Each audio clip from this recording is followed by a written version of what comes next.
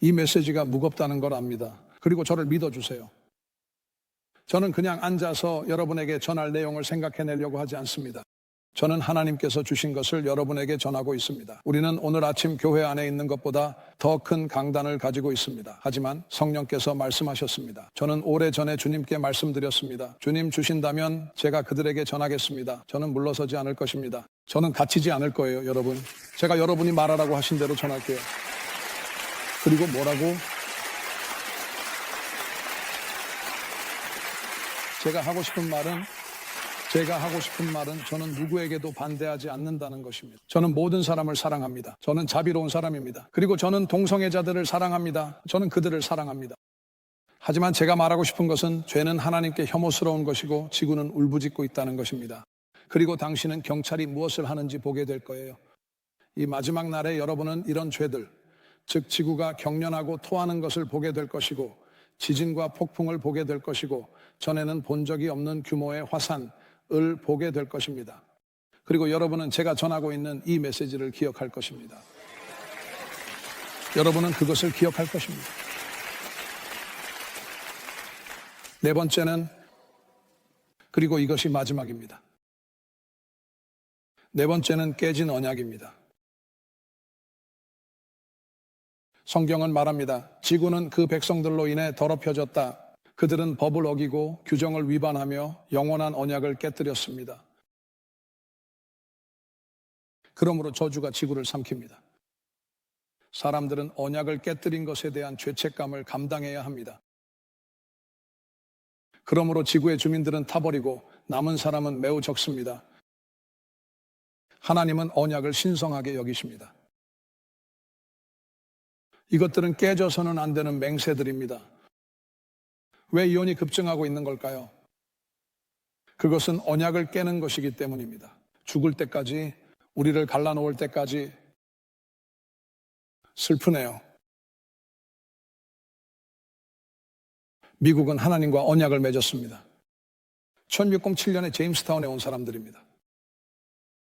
버지니아 계약에서 그들이 온 이유는, 그들이 말한 것은 주 예수 그리스도의 왕국의 복음을 전파하고 확장하기 위해서였습니다. 그리고 어둠 속에 누워있고 유일한 참 하나님에 대한 지식이 없는 사람들에게 복음을 전하기 위해서였습니다. 1920년 매사추세츠에 도착한 순례자들도 같은 말을 했습니다. 그들은 하나님께 영광을 돌리고 기독교 신앙을 발전시키기 위해 목소리를 내겠다고 선언했습니다.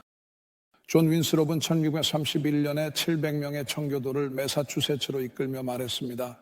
다른 사람들은 부와 모피를 위해 신세계로 올 수 있습니다. 하지만 우리는 다른 목표, 다른 목적을 가지고 옵니다. 우리는 하나님과 명확한 언약을 맺고 새로운 세계에서 그의 백성이 되기로 했습니다. 역사학자 윌리엄 페더러에 따르면 이러한 기독교 계약들은 미국의 모델이 되었습니다. 헌법, 우리의 창립자들은 독립선언서에서 하나님을 가장 먼저 두었습니다. 성경 구절은 자유의 종에도 새겨져 있습니다. 땅의 모든 거주자에게 자유를 선포하기 위해 미국은 유대 기독교적 기초를 잊어서는 안 됩니다. 그리고 우리나라가 세워질 때 하나님과 맺었던 언약들입니다. 우리가 잊는다면 하나님은 땅이 토해낼 것이라고 말씀하셨습니다. 그리고 땅이 너희를 토해낼 것이다. 하나님과의 언약을 깨면 하나의 언약, 여러분의 주목을 끌고 싶습니다. 그리고 마무리하겠습니다. 성경은 창세기에서 이렇게 말합니다. 주님이 아브람과 언약을 맺으셨습니다. 그가 말씀하셨습니다. 내가 너의 자손에게 이 땅을 주었노라. 이집트의 강에서, 나일강에서부터 유프라테스 강까지입니다. 화면에서 보실 수 있습니다. 여기 있습니다. 바로 저기 파란색으로 표시된 나일강, 유프라테스 강입니다. 하나님은 말씀하셨습니다. 나는 너에게 이 모든 땅을 주겠다. 여기에는 요르단이 포함됩니다. 이라크의 대부분, 시리아, 그리고 심지어 사우디아라비아의 일부 지역도 포함됩니다. 그리고 저는 그 선을 그리는 것을 그만두었습니다. 왜냐하면 그 선이 얼마나 멀리까지 이어지는지 모르기 때문입니다. 하지만 우리는 그것이 나일강에서 유프라테스 강까지 이어진다는 것을 알고 있습니다. 그들은 아직 그 땅을 되찾지 못했습니다. 누군가가 말합니다. 당신은 시편 83, 이 지금 거기서 일어나고 있는 전쟁이라고 생각하나요? 그럴 가능성이 매우 높다고 생각합니다. 아직 진행 중이라고 생각합니다. 아직도 불 위에서 끓고 있는 것 같아요. 그럴 가능성이 있다고 생각합니다. 그래서 성경은 이렇게 말합니다. 그날 주님은 아브람과 언약을 맺으셨습니다. 그는 아브람과 언약을 맺으셨습니다. 언약입니다. 하나님은 언약을 맺으셨습니다. 하나님이 언약을 맺을 때 그것은 영원합니다. 그가 말씀하셨습니다. 너의 자손 아래 아브람, 그것은 유대인들입니다. 내가 이 땅을 이집트 강에서 유프라테스의 큰 강까지 주었다.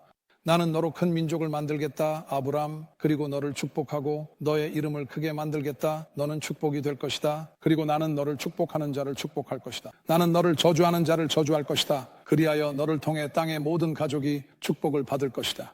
이것은 직접적인 상관관계입니다. 하나님이 사람들을 어떻게 대하시는지, 그는 말했습니다. 너를 나쁘게 대하는 자들을 나도 나쁘게 대할 것이고 그들을 멋지게 대할 것이다. 당신을 아주 잘 대해주는 사람이에요. 그래서 하나님은 그의 땅을 지키시고 이스라엘을 지키십니다. 어떤 나라가 이스라엘을 잘못 다루면 이 말을 잠깐 멈추고 하고 싶습니다. 모두 나를 바라보고 주의 깊게 들어주세요.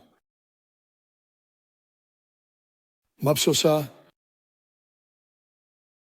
10월 7일 무고한 피.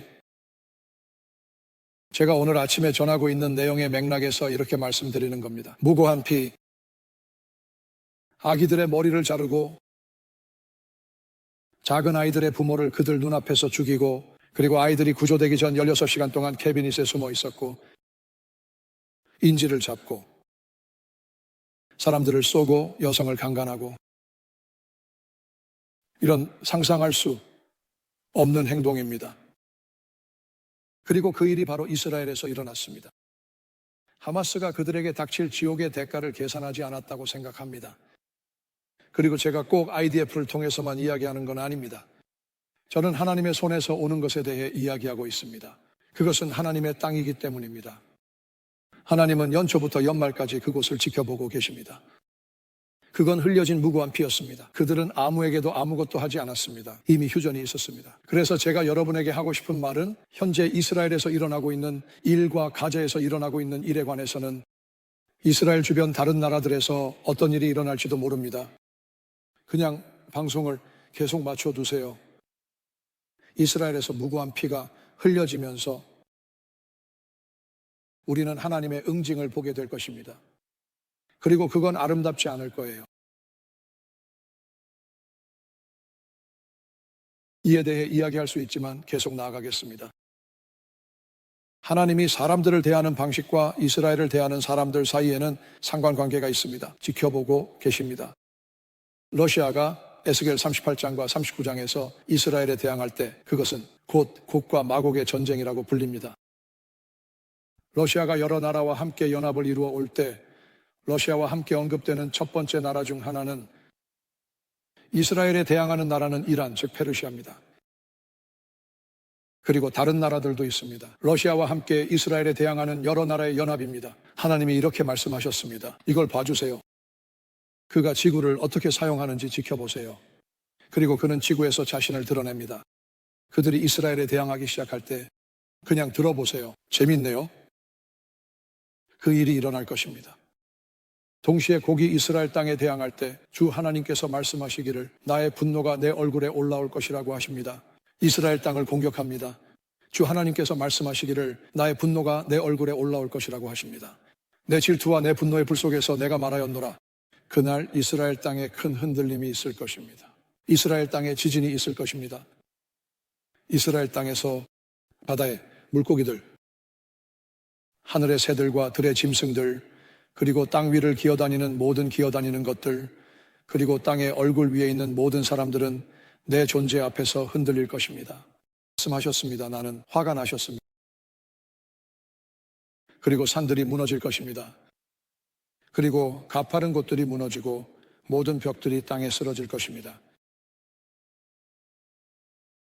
그래서 러시아가 이스라엘에 대항하기로 결정할 때마다 이런 일이 일어납니다. 그리고 하나님은 이스라엘의 7산에서 러시아를 멸망시키실 것이고 그와 함께 그 연합국들도 함께 멸망할 것입니다.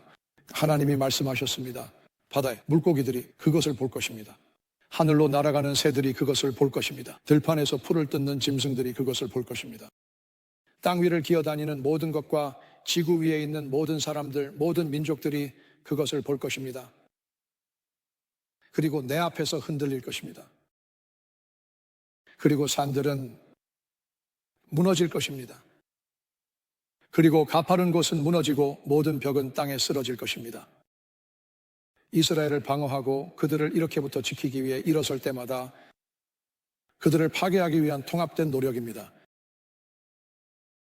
그래서 오늘 제가 이렇게 말하는 이유는 이스라엘에서 일어나고 있는 일들, 그곳에서 흘러내리는 무고한 피 때문입니다. 바로 그 이스라엘의 키부츠들에서 말이죠. 그리고 살해, 포로, 인질, 그리고 그 상황이 처리되는 방식,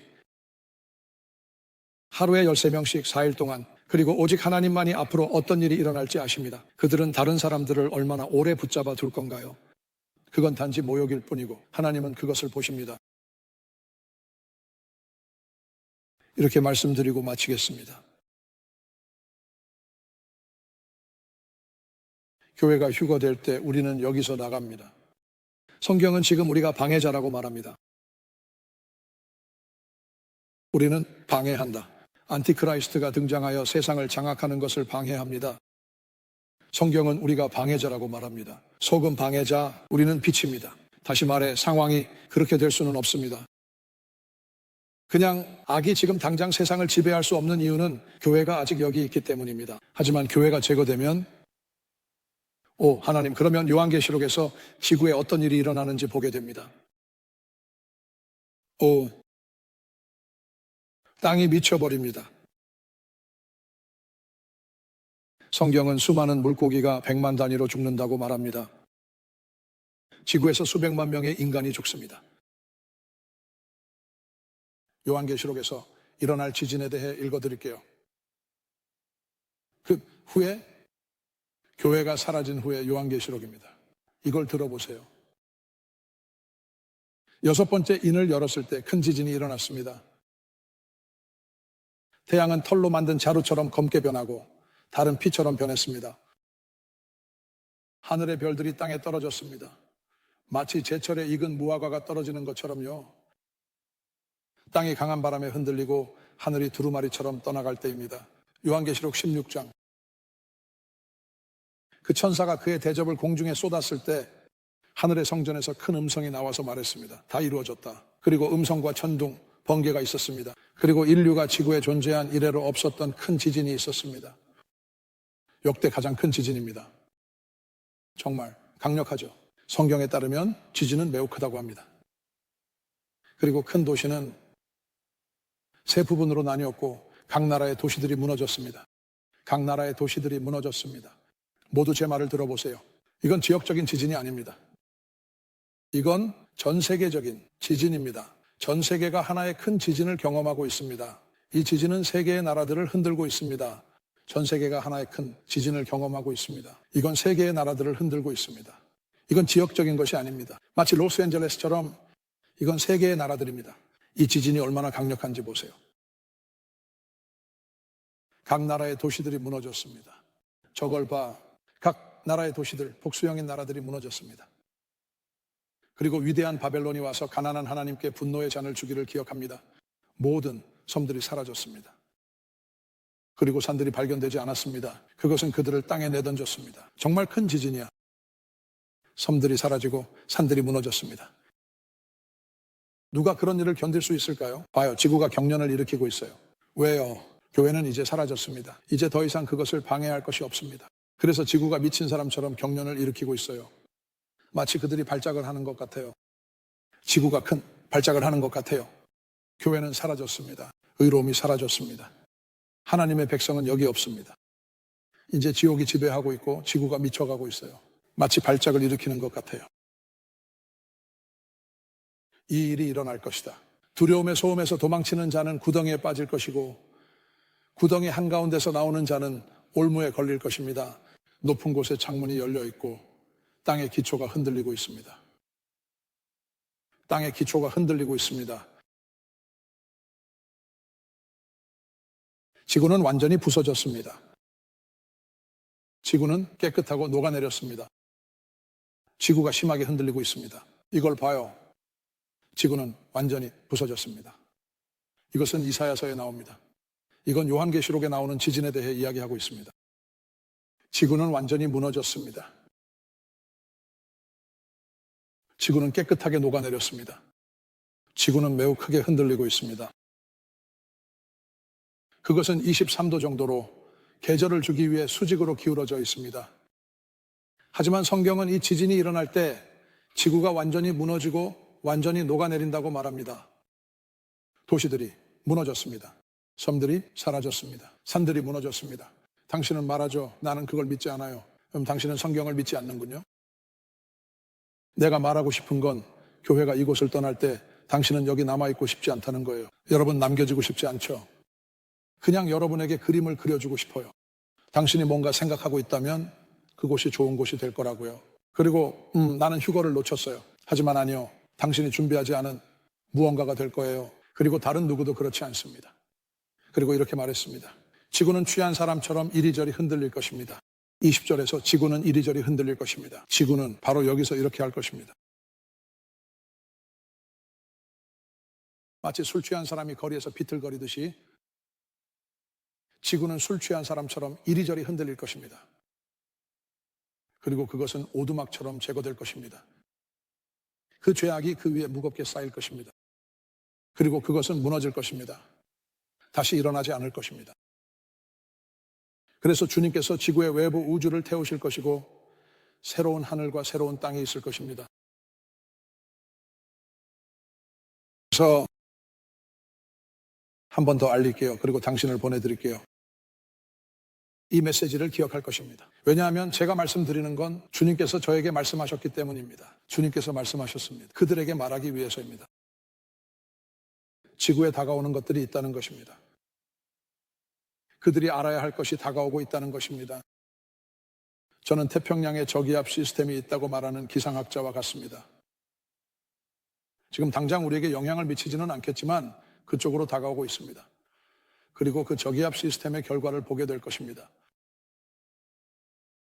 그래서 지금 당장 일어나지 않을 것들이 몇 가지 있지만 오늘 하루가 끝나기 전에 일어날 수도 있습니다. 그리고 저는 여러분에게 준비하라고 말하고 싶습니다. 숨이 막히지 않게 하세요. 그리고 그것이 당신의 믿음을 흔들지 않게 하세요. 하지만 악이 확산됨에 따라 당신은 곧 악한 것들을 보게 될 것입니다. 악한 사람들이 확산되고 상황이 더 드러나게 됩니다.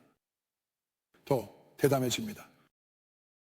벌거벗은 혐오스러운 것들, 왜곡된 것들 점점 더 대담해집니다. 무고한 피가 흘려지고 기독교인들이 박해받고 있습니다. 이 모든 것을 보면서 지구는 그냥 경련을 일으킬 것입니다. 그러니 준비하세요.